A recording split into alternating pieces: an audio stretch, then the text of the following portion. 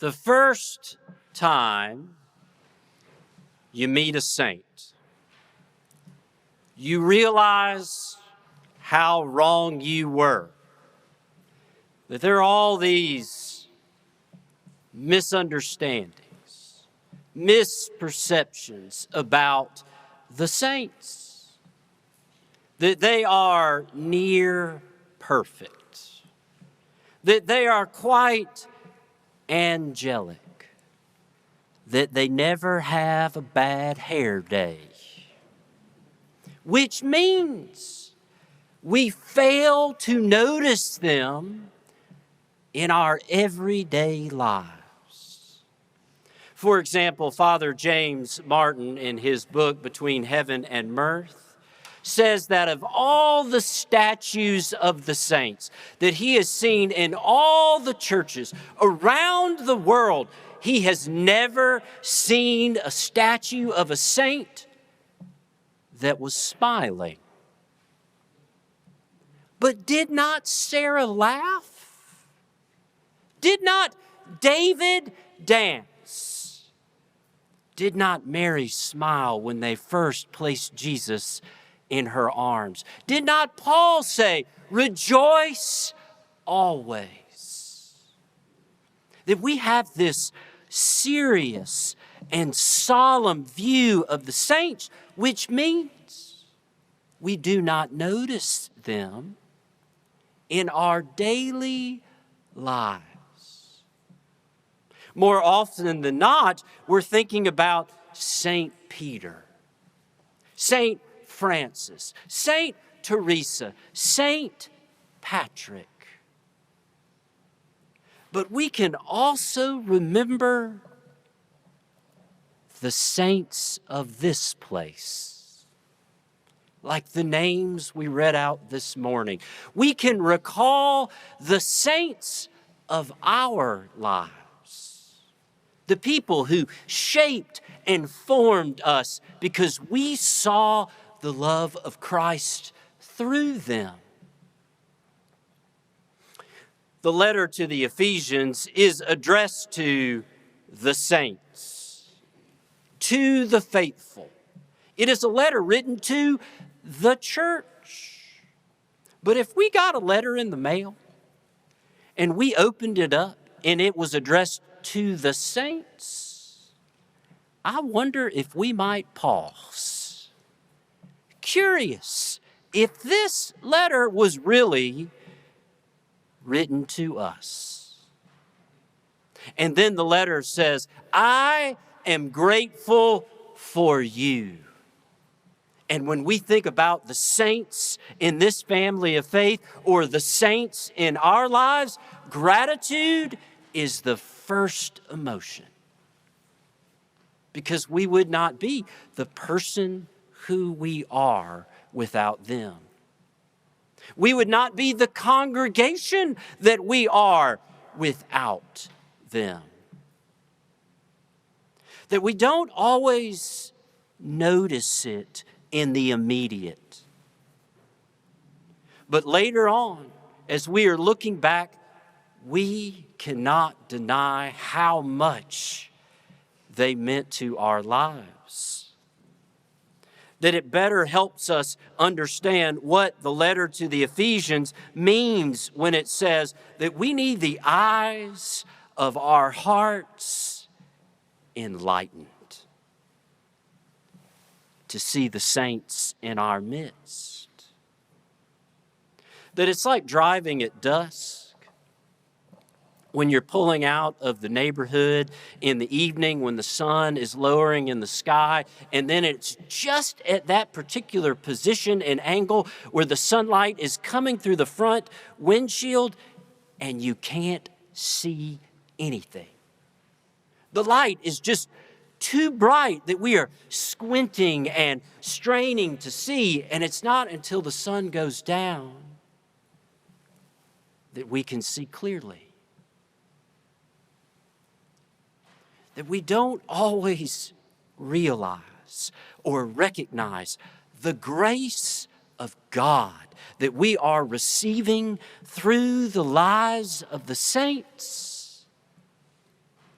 until the sun has gone down on their lives. That they taught us compassion. They showed us integrity. They gave us such strength that they showed us the hope to which we are called, what 1 Timothy calls the life that really is life. That we see it in the saints, which means others could possibly see it in us as well. But the Gospel of Luke warns us it might not look like we expect, like those blessings and the woes in the Sermon on the Plain. Blessed are the poor, the hungry, the weeping, the hated, the excluded, the reviled, the defamed, and woe to the rich, the full, and the delighted. That honestly, that does not add up.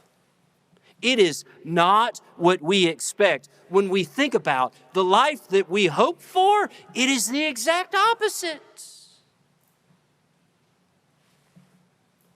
But the gospel warns us it might not look like we expect, that it is less like a spotlight and more like a lantern. Because the spotlight shines from a distance. It focuses in on the main event. But we're not called to the main event. It's more like a lantern. A lantern doesn't shine at the distance. It has to be up close. In fact, it has to come alongside of us. It is why the love of Christ moves and is drawn towards those in need. Blessed are the poor. Blessed are the hungry. Blessed are the weary, that it comes alongside of us.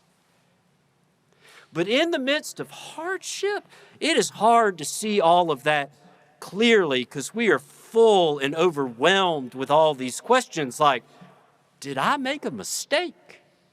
Is that why this is happening? How am I going to get through this?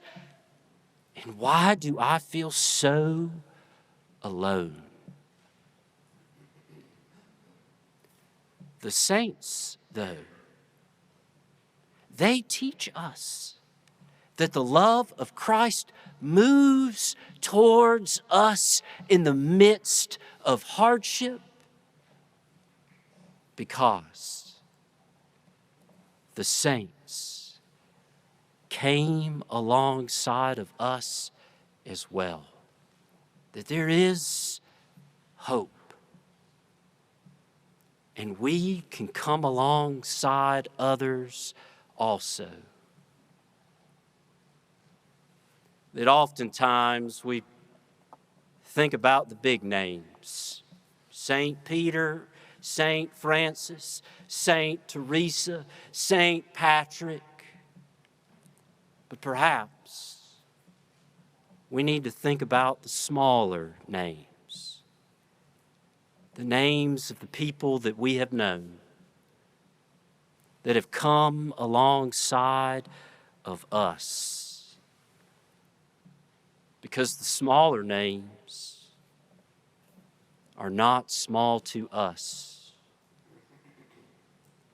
They taught us how to bait a hook, sew a stitch, how to introduce ourselves and to make eye contact, how to make spaghetti when there's nothing else in the house, how to get a stain out, how to throw a softball.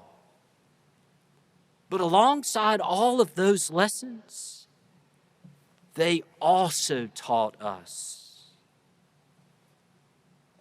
how to recover after disappointment, how to forgive even when it is hard to do so, how to see goodness when we look in the mirror, how to care for the vulnerable, and how to hold on to hope in the midst of heartache. That when we think about all of those things, it is a mystery, even a miracle, how all of that takes place. That it is the mystery of the incarnation, how the Word becomes flesh in our lives. How the love of Christ can come alongside of us, shaping us and transforming our lives. That we witness those things in the lives of the saints, which means they can happen through our lives as well. That when we look back at the lives of the saints, we don't do so to return to the past. Because when we remember their lives, we see the love of Christ through them, the grace of God that we received from them. So when we look back, it actually calls us to look forward. That they continue to teach us and give us direction and show us the way. They show us that the love of Christ is still at work around us, and even at work within us. That we look back and we see the grace of God in the lives of the saints, and it calls us to look forward, allowing the grace of God to speak through our lives as well. Amen.